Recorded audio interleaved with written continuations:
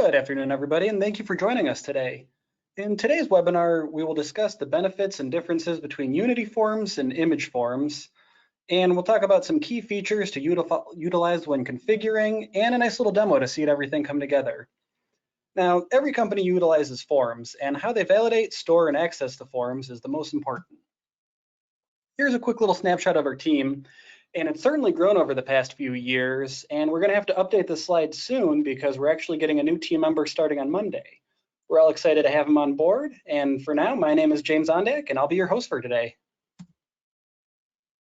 Just a few administrative notes before we get started. The audience will be muted, but please feel free to utilize the chat box if you have any questions or comments, and at the end of the webinar, we'll have a brief survey for you to fill out. We're always interested in hearing how we're doing. And as always, our webinars are available for future reference at naviant.com/resources/video. Now, today's agenda, we're going to go over some of the basics, comparing the two types of forms, their usages, features, and then, a nice little demo to show you how easily these can be implemented in your organization. Now, Unity and image forms simplify the creation and accelerate the implementation of advanced forms. Form creators can use integrated point-and-click functionality using the Forms Designer, which greatly reduces the time and skill required to build forms for use in OnBase. And just as it is easy to design, it's even easier for your end users to complete these forms, thanks to a few tips and tricks that we will talk through today. And I got a nice little poll here for you. Let's see who is already utilizing forms in their organization. All right, quite a bit of you.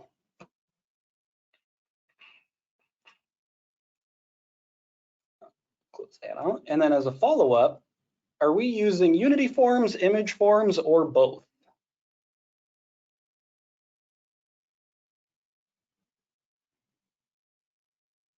Okay, so a lot of Unity forms, a lot of both. Doesn't look like anybody's solely using image forms. Thank you very much. So every company has forms. Some companies might still be using paper forms, which can be hard to validate and keep track of. And these can include traditional paper, whether they're printed off PDFs, electronic forms, something somebody wrote in MS Paint, or some sort of office templates. And these can be frustrating because paper documents are easily lost and they take up a lot of storage space. Updating paper forms is a hassle because you need to make sure everybody gets rid of the old copies and gets the new ones. And there's nothing worse than filling out a form only to find out it's the wrong one. Other businesses might be using some sort of other electronic forms, maybe a PDF they email or some sort of office documents they're trying to send out. And these can be a real pain because you got to manage them, update them, distribute them, and you might need programming knowledge or custom coding that might be pretty difficult to get into. Office templates are pretty frustrating. I'm sure everybody out here has tried to create or edit a Word doc and it just seems to do whatever it wants because I swear that thing has a mind of its own. But Unity forms, on the other hand, help avoid these frustrations by making creating and distributing forms a lot easier. Unity forms transform standardized internal documents into electronic forms. And this allows for easy configuration, distribution, and completion. And an example of this we're going to go over in a little bit is an office supply request form. And we can create, test, and go live with new functionality even faster. We can increase accuracy for our users, and we can customize our form field based on user input. Maybe they want to move the department over here or the email address over here, whatever works for your internal organization, we can customize these on the fly. And some benefits to using Unity forms are they're easy to configure, they require no coding. Unity forms improve data accuracy and security, and they can be edited based on user input. This allows us to create, test, and go live faster than ever. And sharing Unity forms can be done in a few easy ways. We can use the share form feature where a link can be posted almost anywhere, or you can email that link to the form to just about anybody. Unity forms can be configured to require no credentials to allow those without an OnBase account to complete and submit forms. Image forms are pretty similar to Unity forms, but they rely on a pre-designed form to scan in or upload. They replace highly structured forms that could otherwise be difficult to recreate electronically due to the complexity of their printed form structure.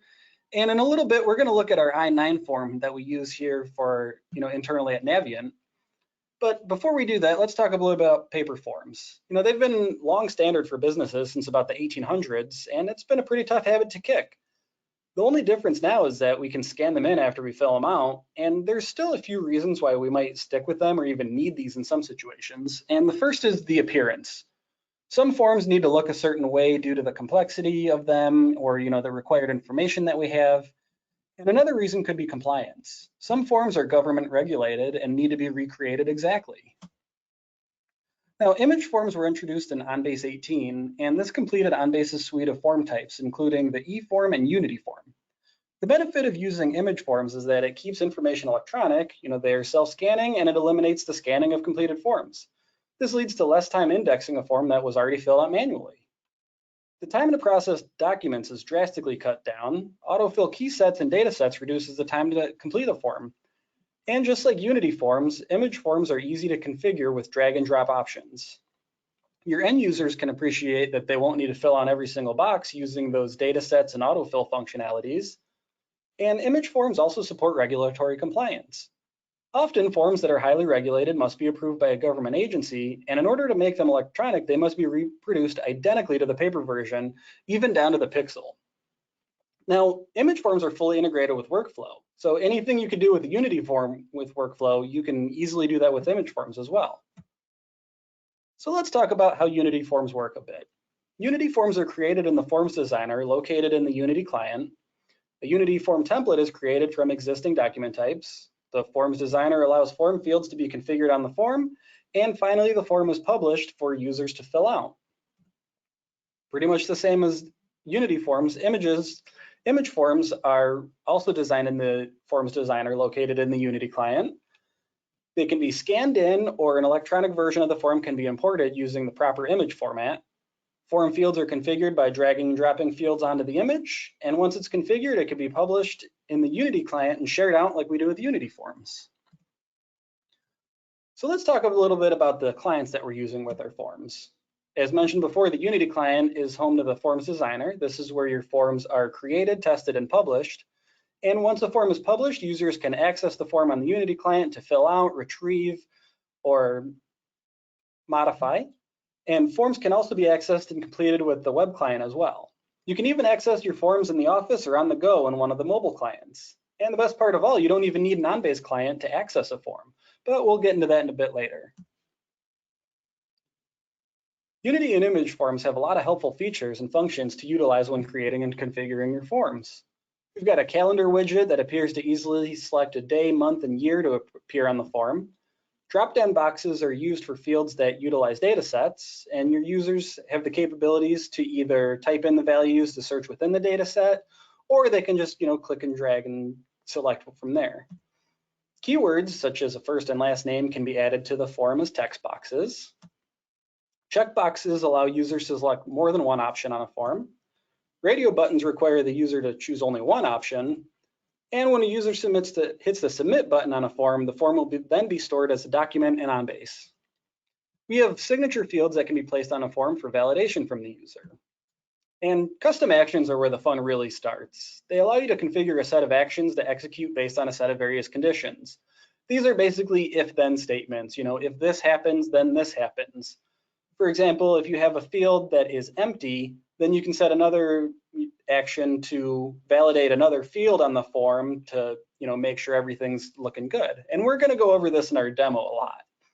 So I've got another poll question for you guys here. I would say, how confident are you with custom actions or calculated fields?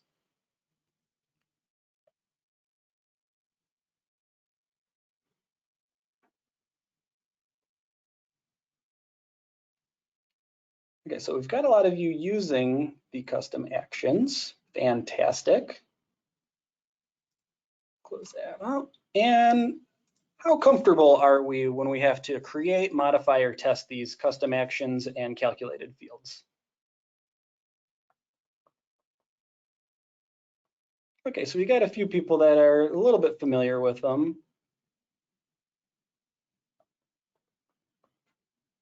Perfect, thank you guys very much. Let's talk about test drives. Test driving is fantastic. We can basically test drive the form before we publish them. This is definitely a favorite among our administrator and developer friends because this allows you to complete the form the same way a user would by testing out the functionality of fields and tabs and securities, and you can even run test drives of specific user groups to ensure the form is configured in a way that makes sense to the user and provides the appropriate securities. The theme designer lets us change different, fonts and colors. We can basically choose and configure every single section of the form, so you can really get in depth with your new theme here. And Unity forms can be completed outside of OnBase, such as publishing the forms to external websites or emailing links to the form. This is ideal for users who may or may not have an OnBase account. This is great for employees, customers, applicants. The forms will then be stored in OnBase for processing by your system users. To create the Unity form URL, we'll click the Share form. And in order to share, you must have the web server installed, but you don't necessarily need it licensed. If your web server has a valid TSL certificate, you can select Use Encrypted Connection to use an encrypted connection. The server field is your host name and the virtual directory associated with the web server, and the data source is the field where you want the Unity forms to be stored in OnBase. The authentication settings can be set up to require a user to log in to access your form, or you can set up a public form that requires no login. If the standard user of the form does not have an OnBase account, you'll use the fixed login for a generic username. So for example, if I was going to use like a form for external job applicants, I may use like a service account name, something like OnBase job applicants. You want to keep it something straightforward and simple so that people know what it does. The target URL here is a path that you can put in for like a simple like thank you for your submission page or something along those lines, totally optional. And the embed forms is if you wanted to embed this form in an existing web page, you can select the size of it here, or if you leave this blank, your form will open up in its own window. And I can't stress this enough, the results page or the results field here is super, super important. This is where there's the link that the form will appear. So this isn't saved anywhere, and you're going to want to go ahead and click this little copy to clipboard button because once it's on here, you can't get this back. So now that we've briefly gone over some bigger picture information, let's see all this in action. So I'm going to go over to our virtual machine here, and in order to get into the Forms Designer, we're going to go ahead and select File, Administration, Forms Designer. From here, we've got, we can create, we can open existing. Here's the theme designer I was talking about a little bit, but let's go ahead and create a new one. Here we can choose our Unity form or an image form, and we're going to stick with an image or Unity form first. And this is a document, but if we wanted, we could choose, agenda or workflow. We're just going to make a brand new form. That's fine by me. We can choose the document type groups. We're going to go with accounts payable, and this is an office supply request. We're going to name this office supply request. Here we can choose what it looks like. We can pick the boring modern gray, or we can have a couple different ones. We've got a few that have been pre-designed for us. Let's go with autumn. If we select this add keywords button, it'll basically add all of the keywords from this document type, and it just puts them all in a straight line. That's kind of boring, so I'm going to ignore that for now. So now we have our form. We're done. Ta-da! Just kidding. Over here we have our toolbox. This has everything that we can drag and drop and place and configure. We've got a lot of fun things. We can do text boxes and check boxes and tables and images if we wanted. And then down at the bottom here, we've got all of our keywords, keyword type groups, and some properties, which can be really helpful for some custom actions later. But for now, let's get this supply request form designed here. We are going to add our employee ID.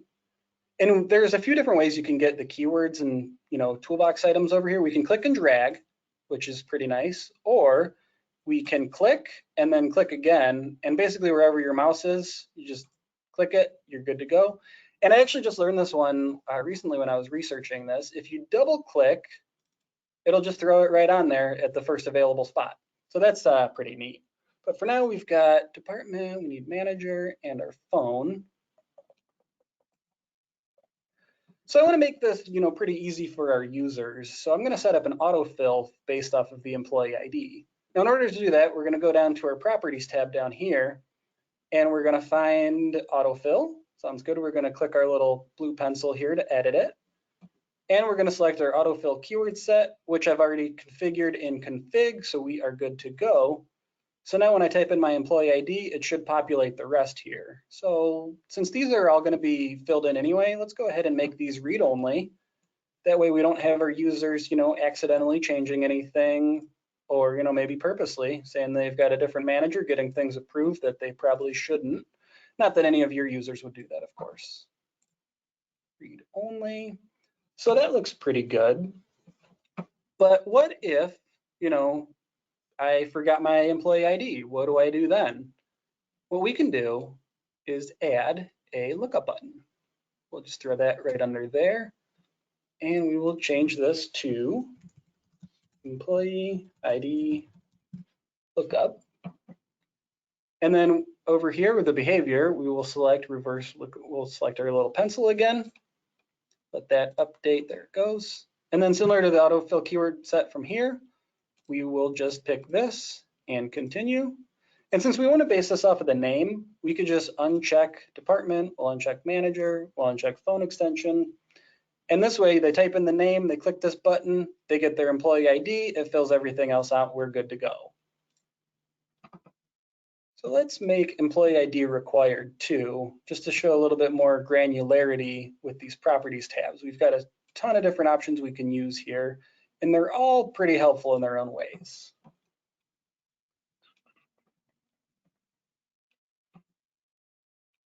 So now that we've got this going, if we just keep adding more and more keywords, it's just going to go in a straight line. But what if we wanted to add things, side by side or up and down and left and right? What we could do here is the panel. We'll grab that from our toolbox. I prefer clicking and dragging, but you can definitely do whatever is more comfortable for you. If you want to click and click or double click, whatever works best. Here we'll select our panel, and we can choose, down here in our properties what we want it to look like. We'll hit our trusty little blue pencil. And here we can choose the columns. We've got anything from 1 to 10. So let's just go with 2.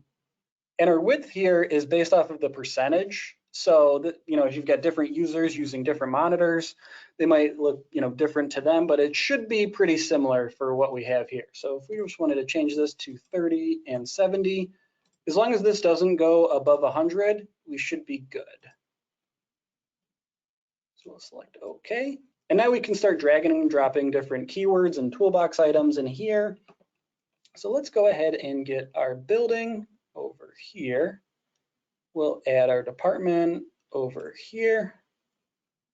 Just kidding, I'll add my department. I wanted section, just kidding. One thing that's nice about this too is that it'll kind of yell at you if you're doing something wrong. So department is already on the form. Oh, duh, can't do that. So anywho, we've got our building, we've got our section, and let's go ahead and get some of these fun little toolbox items here. Let's do a checkbox. So let's say we wanted to make this, an urgent request. I need this within 2 days. So we have our label here. The label is what your users will see, and the ID is what the behind the scenes people will see. It's super important to make sure that these have some sort of meaningful name. I'm going to say it once, and I'm going to say it again. You want to make sure that these have a meaningful name, because I can't tell you how many times I've seen, just checkbox, but there's 15 of them, so you don't know which checkbox does what. And you got to go through each one, figure it out, and it's just a whole mess. So you'll definitely save yourself or somebody else a lot of time if you do this right the first time. So we'll name this urgent request, and we will name this urgent request checkbox. You can't have any spaces or anything here, so just typical, camel case helps out and make that a little bit easier to see. We'll hit enter to update that. And the default value here is going to be a 1. So if this is checked, it's a 1. If it's not checked, it's nothing. And let's add in another keyword here. We need our needed by date. And I'm not a big fan of whoever designed this keyword, because I feel like it could be a little bit more specific if I just added needed by date. This won't change anything in config. It's not actually changing the keyword. This is just the form itself. I figure this will make it, a little bit easier for our users. So now that we have everything good to go, let's add a multi-line text box. So that way, our our users can add a little bit of information if they feel like it. So we'll just click and drag this down towards the bottom. Additional comments. And again, we're going to give this a useful ID. Additional comments. And one thing I really like with these multi-line text boxes is this automatically expand height option. Basically what this does is if your users type and type and type and type and type, this box will get bigger or smaller depending on how much they type, which is super helpful if you actually like print off these forms, because if you don't have this checked, you're only going to see what is in this box right here. If they type and type and type and type, it's getting cut off and you won't be able to see that. So let's just go ahead and leave that on for now. And this is looking pretty good right now, but let's say I had to get up and move on to some other work-related things, or my boss calls me up and he's got an urgent issue that needs my attention. So in order to save this, we're just going to go ahead and select Create Draft. And now it is saved. Publish, on the other hand, this will send it out to all of our users to see, and we don't want that right now because this is, unfinished. But the nice thing about the publish is it gives you a little warning that, hey, you're about to do this. Do you want to do this? No, we do not. Okay, so now we've got our who and our where, but what the heck do they need here? So we could add a new repeating section down here, and we can add our keywords and our text boxes, seeing what they need. We need supplies, we need this, we need that. An easier way to do this is I'm just going to go ahead and delete this. And in order to, just the little red X, and it's gone forever. I made a keyword type group that basically works the same way as a repeating section. So I'm going to go ahead and select table here.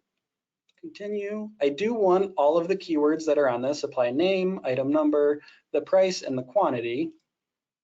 We can select finish there. And now we have a nice little table that's got, what the users need, the item number, the price, and how many of they need. So I don't really like this label AP supply order. That doesn't really do anybody good. Supplies requested. We're going to go ahead and change that. I'm going to give this a better ID because what the heck is that AP supply order? Supply table. That sounds good to me. Another little thing I like to do on forms is I will change this default row count to 1 because I figure they probably wouldn't be submitting an office supply request if they didn't have any supplies to request. And then this one's just another little helpful time saver is the default rows cannot be removed. So before you can add as many as you want, you can remove as many as you want. This first one will always be there. You can't do anything about it. So this one is going to be an autofill similar to the employee ID. So we're going to go back over to our little blue pencil in autofill. So we've got our properties, autofill, select, and this is our supply orders we have here. So we will finish that. And since we don't want our users changing the item number or the supply price, we can change this to required. Item number is required. And I think we're at a pretty good spot to test drive this. But before we do, this is going to yell at me because I didn't configure the supply price. But I just wanted to show you that, this will tell you, hey, you can't do this yet because you didn't do this. So we've got currency form field without a currency format. All right, pretty self-explanatory. Here's our ID, supply price, control ID, supply price, control ID. So we're going to go down to our supply price, and we can see it's even highlighted in red. And what we can do is just select here. We'll select US dollars. Sounds good to me. And let's give it a spin. So let's see here. Does my autofill work? Type in 115. Hey, that's me. I'm James. I'm on the customer success team. Nick is my manager. I'm in building 2, section IT. See here, this is an urgent request. I need this today. Supply name, I need 10 black pens, just one of those. Fantastic. Additional comments, I need it now. When I hit the submit button, it'll tell me everything that's getting saved. So the employee ID, 115, building 2. Supply table is pretty nice. If I had more, it would basically bring it down by item, item, item, item, and it would show, everything I needed. So that looks pretty good, but let's get into some of the fun parts and let's start doing, some calculated fields and custom actions here. So what we're going to do is we need a total because if I had, 5 different line items and each quantity has its own price and I've got a whole lot of math to do and I'm not good at math. So let's make this do it for us. us. We'll select the calculated field from the toolbox, and we'll just click and drag, bring it down to our table down here. Give it a good name, line item, oops, just kidding, line item total, there we go. ID, again, gonna make this helpful because we will for sure use this in a little bit. Line item total. And then to get our expression, we're just gonna click the pencil. And this gives us a nice little expression builder. They've got tons of pre-built things and expressions that we can use here. Add days, we will definitely use in a little bit. Add hours is useful, add minutes, add months. We can really customize this. We've got averages. We can select each individual keyword. But for now, we're just gonna do a simple calculation of the supply price. And we can just type in a little asterisk, or we can click over here. So we've got our supply price by quantity. That will give us our total. No errors detected. When I select validate, it'll basically test this to make sure that it's good to go. If I forget something here, it'll tell me it's incomplete, something won't work. It'll definitely let you know if it'll work or not. So we will finish that. And now that we've got our new field, let's test it out. Hit our test drive button again. Supply a name. I've got 10 black pens and I need 10 10-packs. I write a lot. And now look at that, boom, $24.90. Sounds good to me. So what if I need earbuds and I need 2 of those, 1 for each ear, right? That's how that works. But now, all right, I've got a few line items here. So that's $24.90 plus 6 is 30, 31, 32. I don't know, I'm bad at math. Let's add another one and let's get the total. So now we've got our calculated field again. We can just throw this above additional comments. Give it a good name because we're gonna need this. This is the total. And for our expression, this one's a little bit more complicated, but it's still pretty straightforward because this does a pretty good job of telling you, what you need and what you got.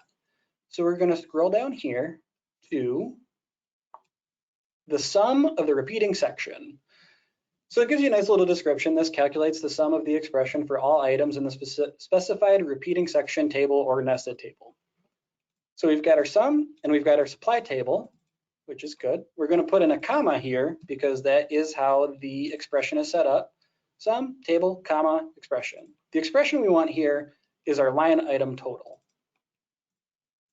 So basically what we have here is the sum of the table for each line item. It's going to take up all these line items and add them together.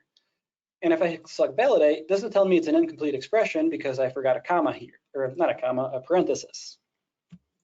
We're good to go there. I'm going to select validate, no errors detected. Fantastic.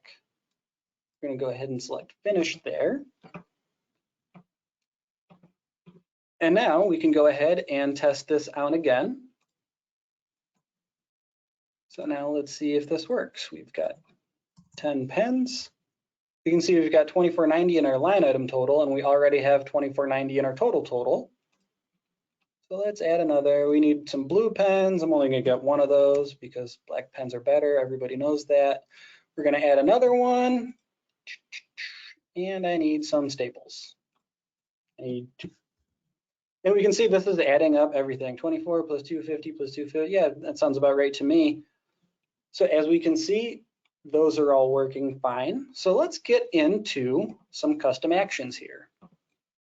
So let's say we wanted to make this, if it's an urgent request, we're going to need them to tell us why it's an urgent request. So if we go to custom actions, here'd be a list of all of the custom actions that we currently have. We have none. Let's change that. So we will give this a good name. We will make this urgent requests require reason. I'm a big fan of alliteration, so that works for me. Urgent requests require alliteration.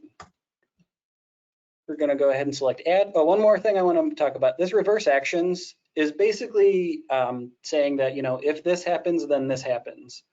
If the opposite happens, we're going to go ahead and just undo this, basically.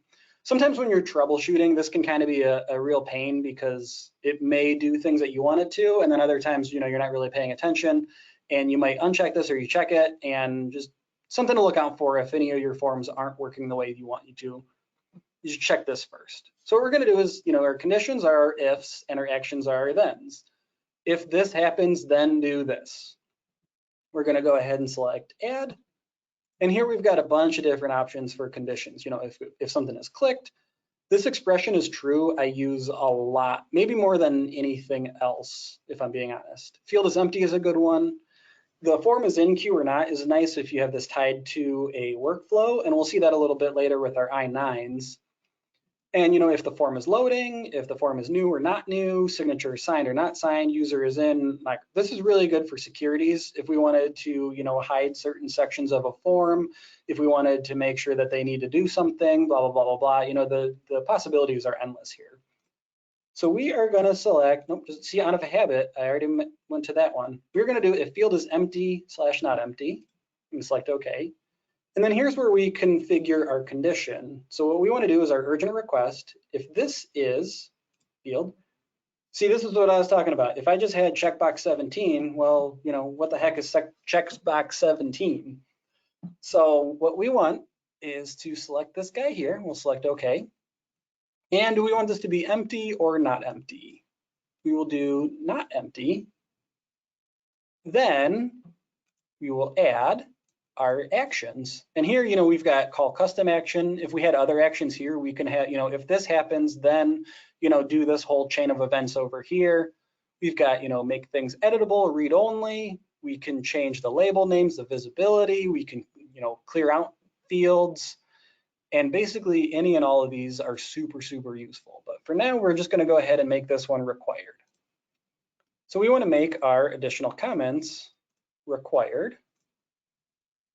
And we can even give it a custom little message here, which we can stick with our urgent requests require reason.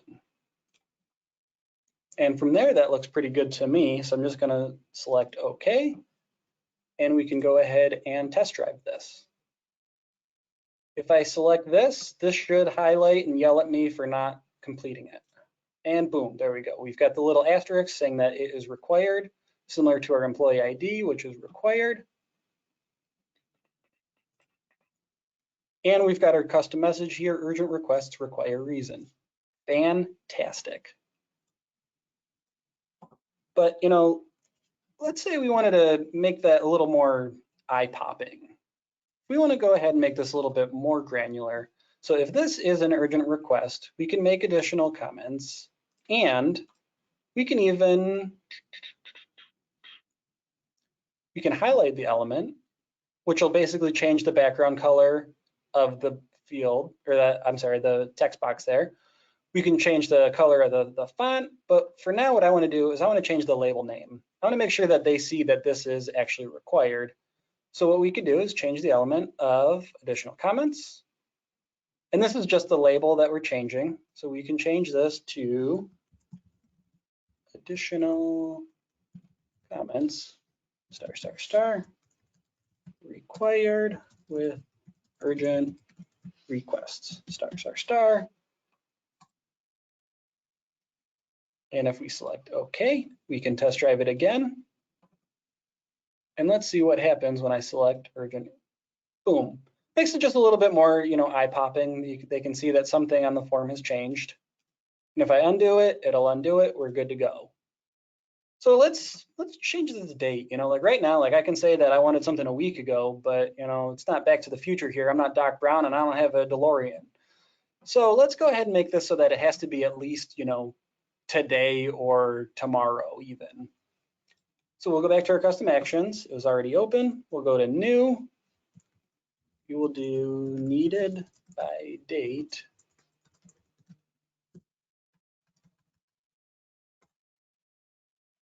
Must be in future. So we'll select our conditions again to set our if. In this one, we're going to use our expression is true. So we'll just select OK here. So if the value of needed by, there it is, we'll just select OK here. And this is our operator. We can change this from equals. We've got not equals, greater than or equal to, less than or equal to.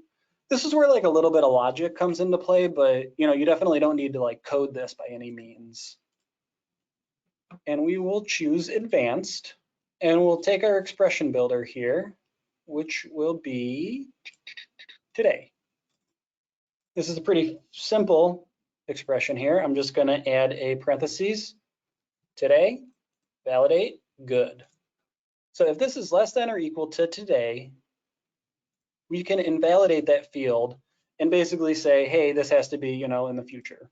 So we will choose our actions, should be down at the bottom, invalidate field. Here we go. Marks a field as invalid. We'll select OK. And we want to invalidate the field, which is the same as the needed by. So we'll select OK. And we can choose a custom message here.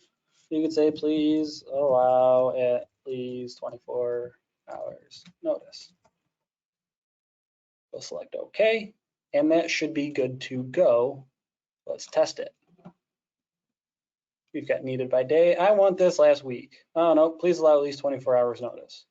I'll refresh this. Needed by day. I want this today. Nope, too bad. So now it won't even let me, submit the form. It's telling me that that's invalid and you have to fix it.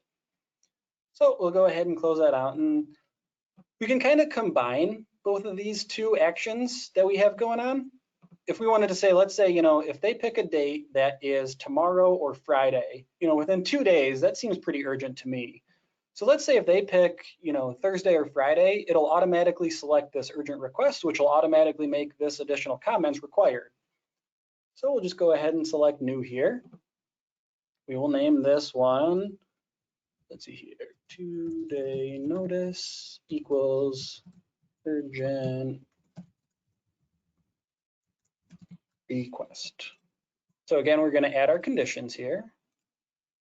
And we're going to do an expression as true.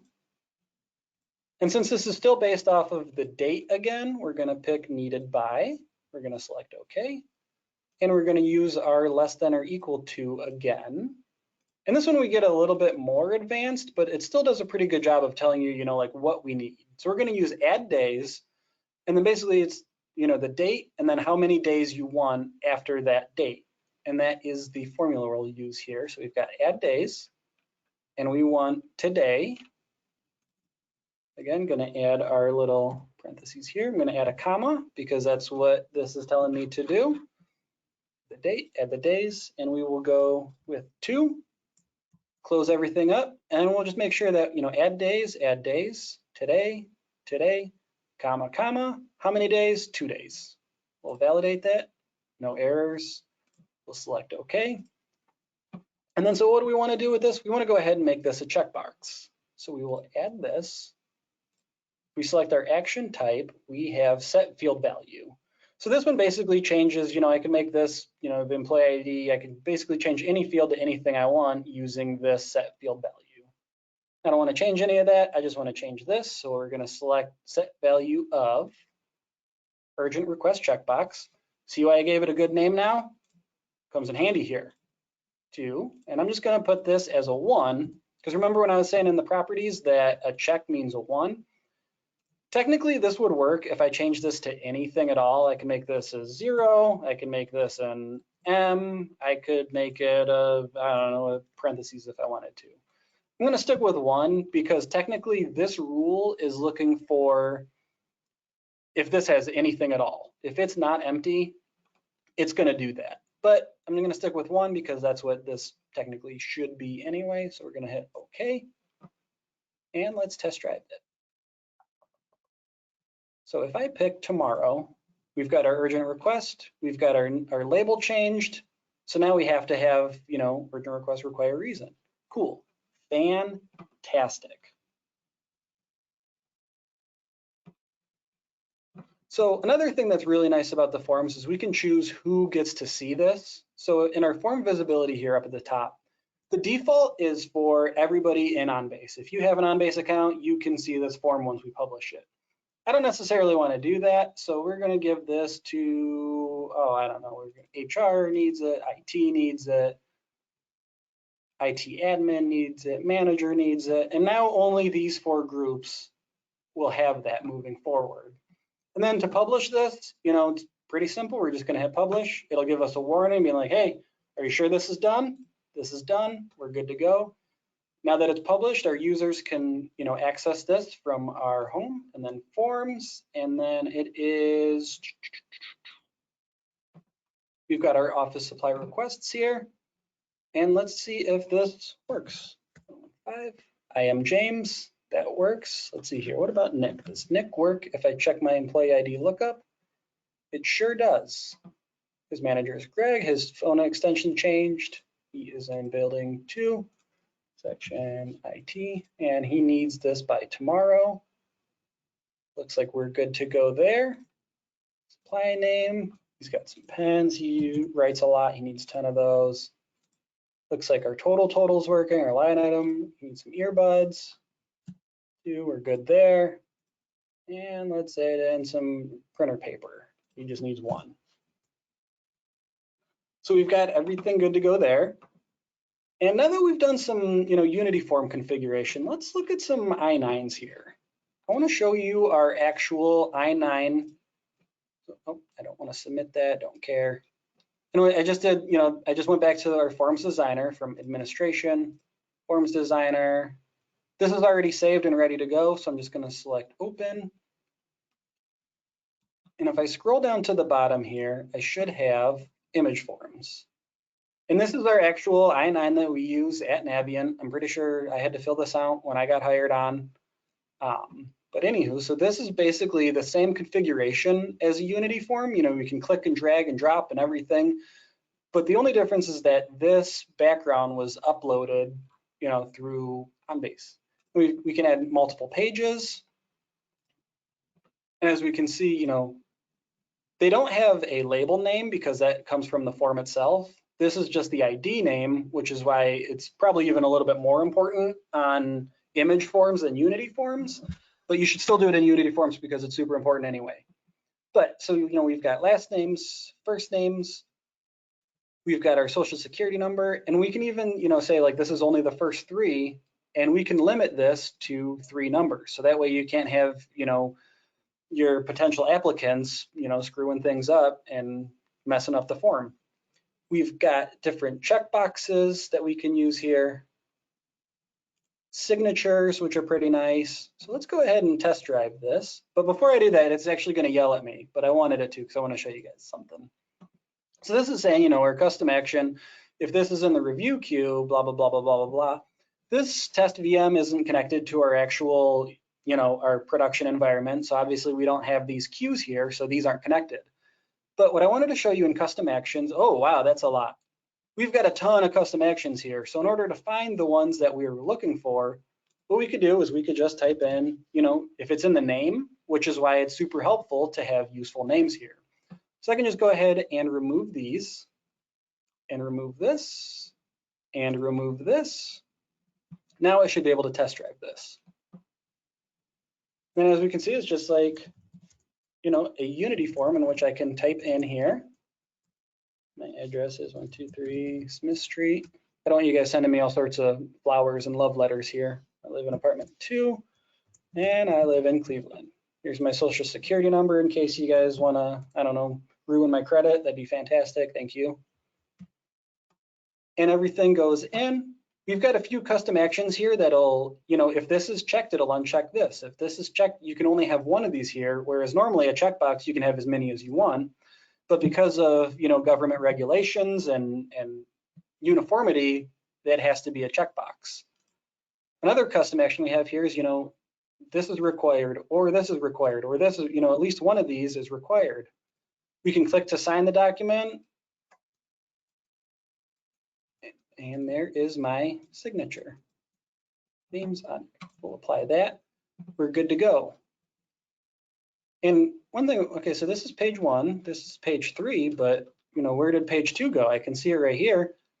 Based on the different, actions and rules we might have set up, if I go back to custom actions, we can copy things to page 2, we can hide things from page 2. This is where I believe it was for the check boxes. If this, if doc title, I believe it was this one. If this is checked, it'll highlight these. We can take a look to see what's going on here. If check citizen equals 1, we will clear the value of the other ones, and we will set the immigration status to 1. Everything else is getting overwritten. So I mean, you can have, you know, more than one condition, you can have more than one action, as long as all the logic adds up, it really doesn't matter how many of each you have. And then, so let's say we wanted to create our own image form. Yes, we want to navigate, I don't want to save any changes. So what we do is we'll select, you know, create form, just like we did before. And instead of choosing Unity form, we'll choose image form. We can select HR, wrong HR, human resources, there we go. We'll do 365 communication, and this is just a registration form.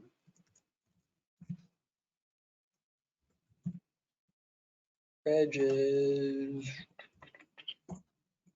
there we go, looks a lot better. And then so, you know, before with our Unity form, we really didn't have, or we did have like at least a little template we have. This one is just, you know, a blank white screen, this is what we got. In order to upload something, we have to choose a background image. So we'll just select our trusty blue pencil. And from here, we'll get all of the system bitmaps, which is what the forms have to be. So like if I type in I-9, I've got I-9 page 1, page 2, page 3. Fantastic. But what if I wanted to import one? We can select import, and we will choose our system documents, and we want to make sure that this is a system bitmap and an image file format. The description is the name, so you know, like obviously if we wanted I-9 page 1, if I just had test I-9, well, is that page 1, is that page 2? I don't know, is it all of them? Who knows? So what we'll do is we'll browse out here. I've got a registration form here. We'll select open, and we can preview this. We're going to summer school. Have fun, kiddos. We'll just name this registration form. And as of OnBase EP3, up until the most current version, TIFF files are not supported in the image forms. So make sure you don't use any of those. But we will cancel that. And if I want to import this, and we're good to go, I'm going to close this out. And I will look for my new registration form. If I hit select, it will load us in, and from here I can start dragging and dropping. I can do text boxes, I can do keywords. From here we can configure and, you know, choose the length, choose the height, choose the location, and then from there it's basically configuring a Unity form. I don't want to get too far into that because we kind of just spent a lot of time on that one with the Unity forms, and it's not different at all. But with that, I think we are good to go. Does anybody have any questions? Let's take a look here.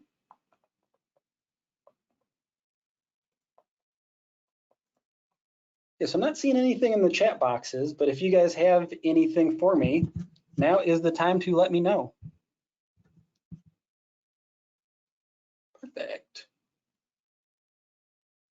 All right, and as always, if you guys have any questions about any of this, please reach out to support@naviant.com if you'd like any further information or documentation on this. And you can feel free to request a copy of this presentation or any of the other previous content that we've put out by navigating to naviant.com/resources/webinars.